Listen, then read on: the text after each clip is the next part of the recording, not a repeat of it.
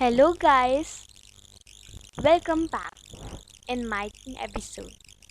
So today we will do Forest chapter number 3, Class 5 Science.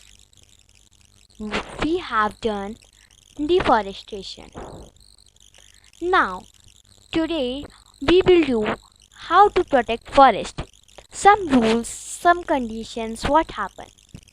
So let me tell you how to protect the forest. So we have learned about deforestation.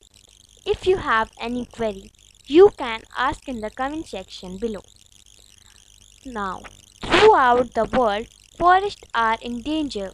Many plants and animals that live in these forests are disappearing fast. Many people and culture that depend on forest for their way of life are also under threat.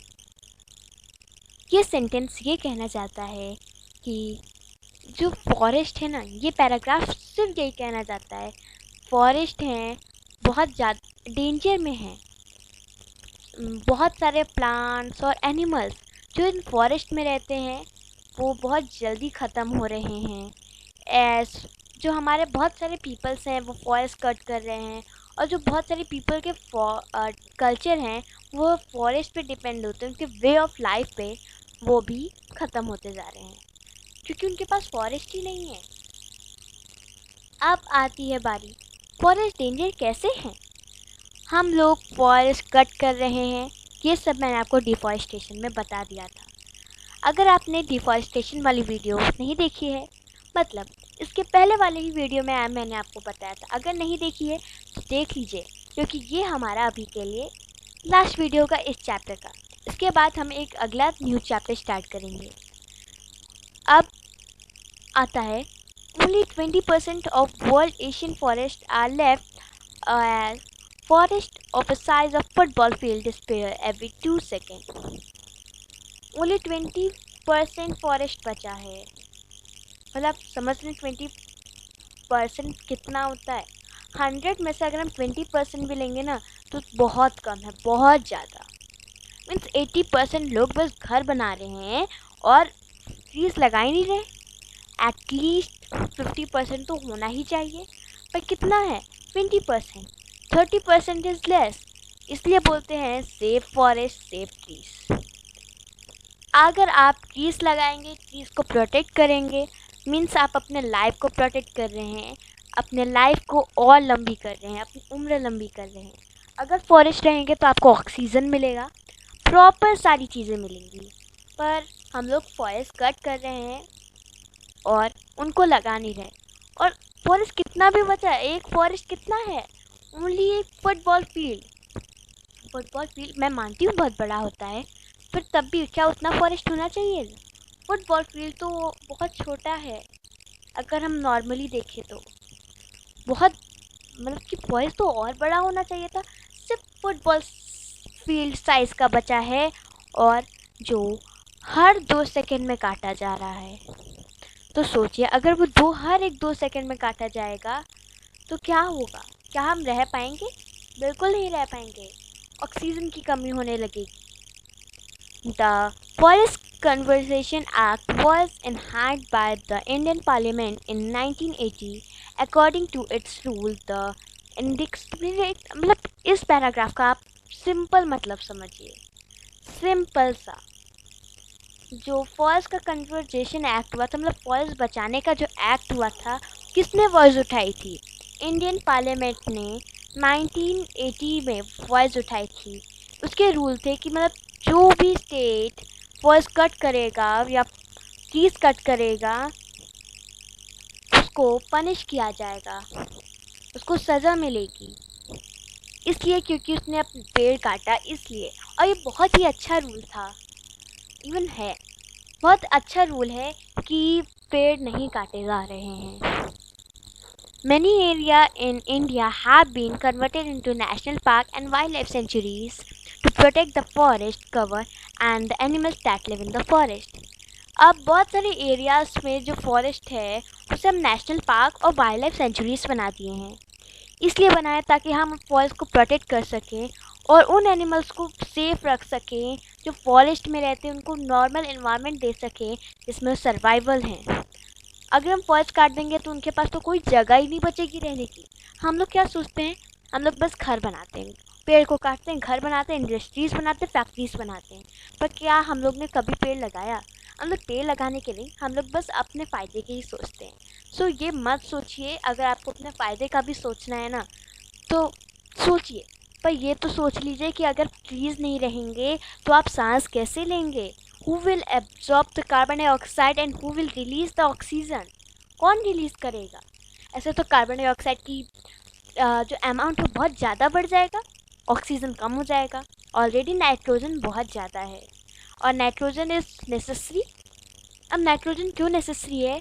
वो plants के लिए है। अगर nitrogen नहीं रहेगा तो plants अपना food कैसे बनाएंगे? इसलिए नाइट्रोजन भी चाहिए। मीन्स हमें सारी चीज़ें चाहिए। कार्बन डाइऑक्साइड भी लेते हैं उनका खाना बनाने के लिए।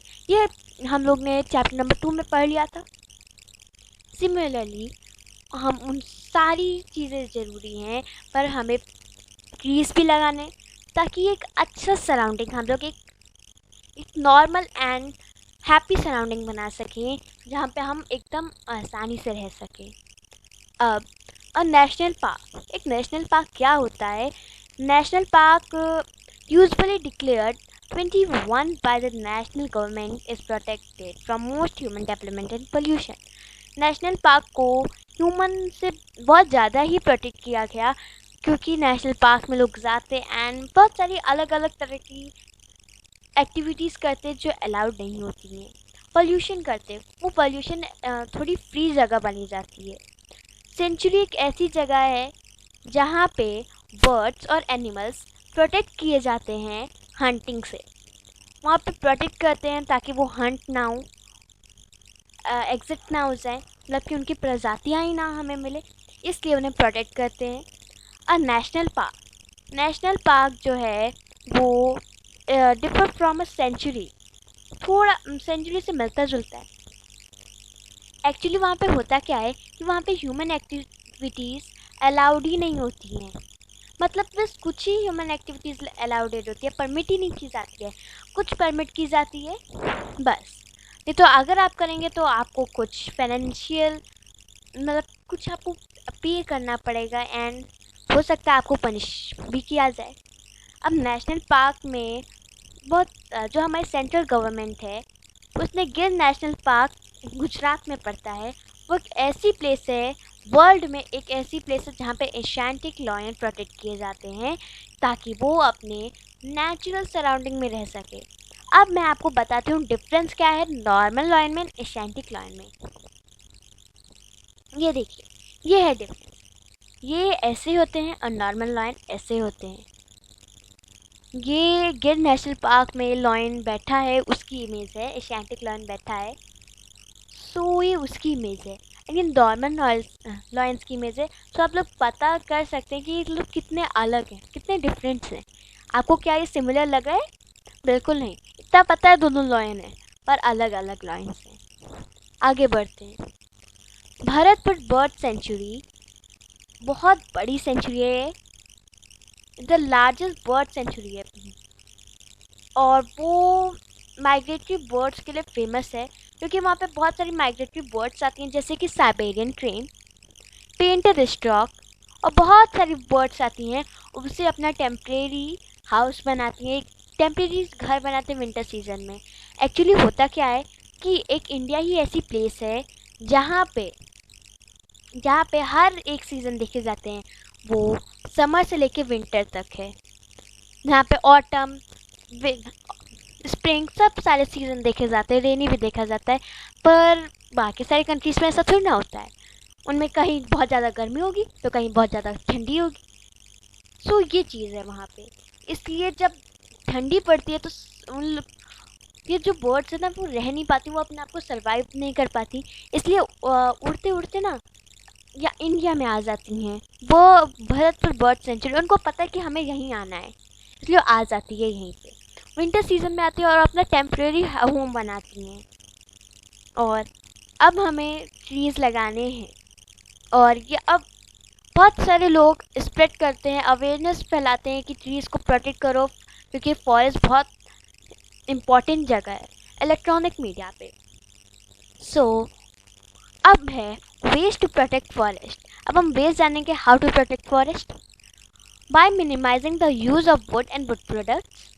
अब हम वुड्स को यूज़ ही नहीं करना है। अगर वुड्स नहीं यूज़ करेंगे और वुड के प्रोडक्ट नहीं यूज़ करेंगे, एक ठीक है, एक बार तो बहुत सारे वुड्स बन गए। अब जब हम लोग वुड्स नहीं यूज़ करेंगे तो अब लोग कहेंगे अरे वुड्स तो कोई ले ही नहीं रहा, बना के क्या फ़ायदा, फालतू में मेहनत होगी। इसलिए लोग वुड्स बनाएंगे नहीं, मतलब ट्रीज कट ही नहीं होंगे। अब फॉरेस्ट के डिस्ट्रक्शन पे हमें वॉइस करना है, अपने आवाज़ उठानी है। और बहुत सारे जो फर हैं उनसे बहुत सारी चीज़ें बनाई जाती हैं, जैसे एलिफेंट के टग से ऑर्नामेंट्स एंड डेकोरेटिव आइटम्स बनाए जाते हैं, ज्वेलरी बनाए जाते हैं लाइक बैंगल्स। और ये नहीं होना चाहिए, नहीं तो हम एलिफेंट्स को देख ही नहीं पाएंगे। जो फॉरेस्ट है वो अर्थ के प्यूरीफायर्स हैं, जैसे अर्थ के वो लंग्स कहलाते हैं। और ये लंग्स जो हैं वो कार्बन डाइऑक्साइड एब्जॉर्ब करके ऑक्सीजन देते हैं ग्रीन प्लांट्स को। ये फोटोसिंथेसिस में चलता रहता है और हमें एटमॉस्फेयर में कार्बन डाइऑक्साइड होना ज़रूरी है, आई एक्सेप्ट। पर ऑक्सीजन अगर नहीं रहेगा तो हाउ वी विल लिव, तो हम लिव कैसे करेंगे, हम रहेंगे कैसे। So friends, we have done chapter. हम लोग ने अपना चैप्टर यहीं पे ख़त्म कर लिया। होप आपको समझ में आया हो। If you have any query you can ask in the comment section. और ये भी बता दीजिएगा कि अब आपको कौन से चैप्टर की वीडियो चाहिए। Bye bye.